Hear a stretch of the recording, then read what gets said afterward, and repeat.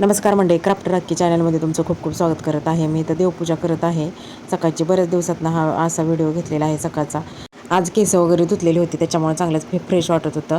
आणि देवारा वगैरे चांगला पुसून घेतला कापड्याने ओल्या, आणि ते कापड धुवून वाळत घातलं आणि नवीन कापड देवाच्या खाली ठेवलं. मी लाल कलरचं साडीचंच कापड केलेलं आहे, नवी साडी होती तर त्याच्यातलं कापड कट करून मग ती मी हांतरते देवाखाली.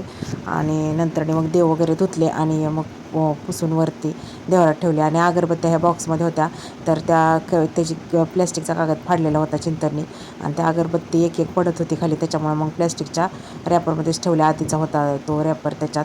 आणि ही लायटिंग मी गेल्या वर्षी आणलेली होती, तर ती लायटिंग कशी लावायची ते मला माहीत नव्हतं. ते बघत होते कशी लावायची, काय करायचं ते.